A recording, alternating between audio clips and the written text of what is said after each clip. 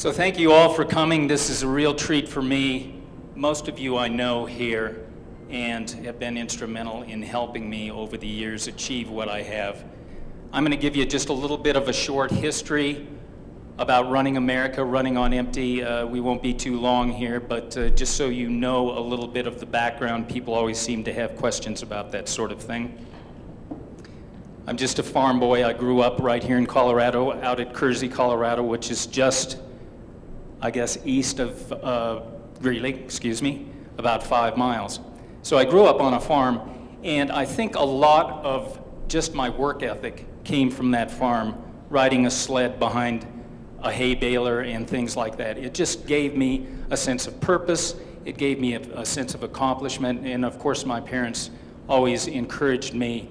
And my mother in particular, she taught me how to dream. She said, you can do anything you want, just dream big. And so that's one of my mottos, dream big and do it. So what I like to say to people is that the only limitations are in your mind. That's what puts a person on the top of mountains and moves mountains. The greatest compliment I have is that when a 50 or 60-year-old woman or man who doesn't even run reads the book, and what they tell me is, you know, this isn't a book about running at all. It is a book about running, but primarily the other 2/3 of it is about those relationships, the people who supported me, the love that I have for my wife and that she has for me. So it's a multi-layered book, and it talks about much, much more than what meets the eye. There were people that would drift in and out of the run, and from the surface you would think that there was not too much going on there, but there was a deep connection that was being made, particularly with my children also. And the book also talks about some of the times I wasn't there. I tried to be brutally honest, and I was not always successful at doing the things as a father should do. And so I've got a lot of ground to make up, and certainly I think that I've reconnected with some of my children, all of my children, excuse me. So the stats, you saw that, 117 marathons in 52.5 days. And you know, it's not too bad for a AARP card guy. It's one thing to run across the United States. It's another thing to write a book, and it's almost like a mini ultra. So what we did after this, so we could kind of keep things fresh in our mind, we didn't really have a lot of time to journal or do anything like that. So what I did with my wife, Heather, is we redrove the entire course. We drive basically 120 to, say, 130 miles per day.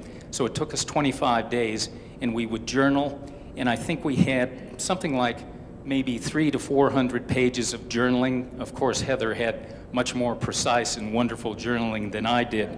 Mine was just more of sort of an emotional thing. But it was an interesting phenomena when we would drive along and all of a sudden she'd burst out in tears. Or take, for instance, when we hit that 2,000-mile mark, I could literally smell cigar smoke. It just brought back those memories, and it would rush into my mind. And so hence the book, where it came through, you know, very strong, the memories of it, and it's very vivid, and I think I put it down on paper. We did the run for United Way to draw attention to kids, to get them out to exercise, to combat obesity. And then last but not least, we raised money for the religious teachers, Filippini, probably $800,000 or $900,000 to date. And they help impoverished women and children throughout the country. And some of the proceeds, a portion of the proceeds of the book, go to them. They do wonderful work, and they just make the world a better place. So, the final thoughts.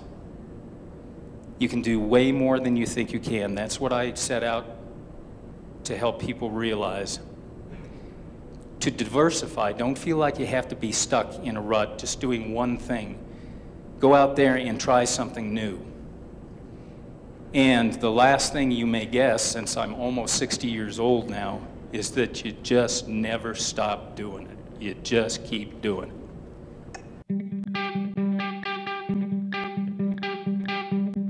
Okay, Who wants to guess how many pair of shoes? This was something that we put up on Facebook. Oh, see? Now that was quick. 32. That's correct. Now the reason that was, about every 100 to 150 miles, I changed shoes out.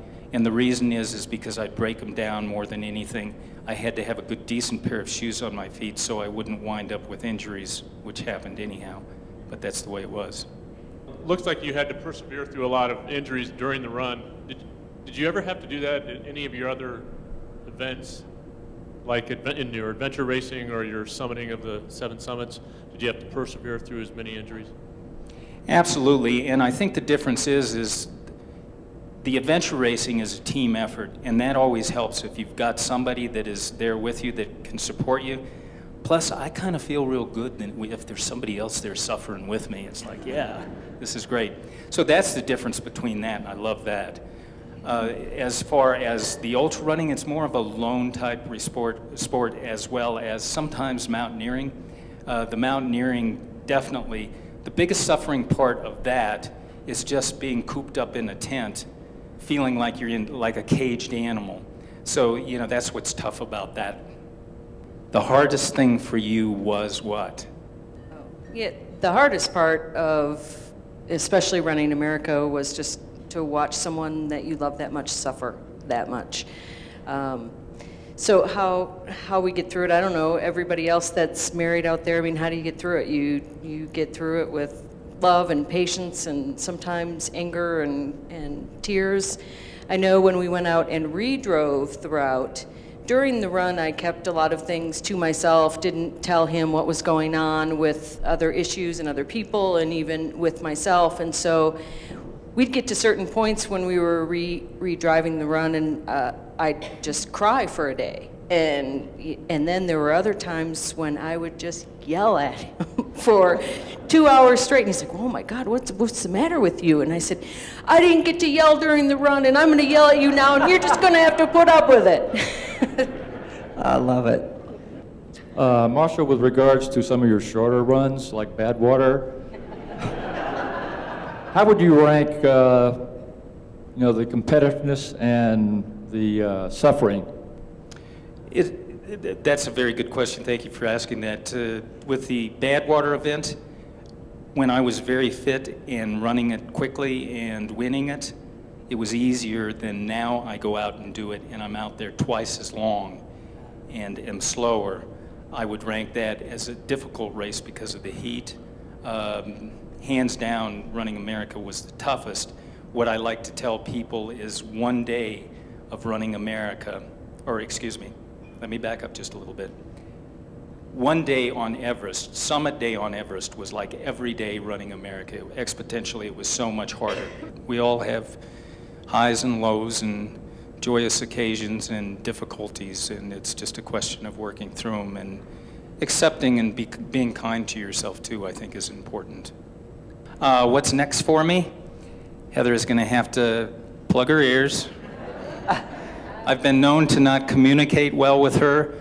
The way I usually break news to her is I'll be talking to a buddy like Mark Macy, and it's like, she'll be sitting over there, and it's like, so Mace, we're going to do like the Gobi Desert race, right?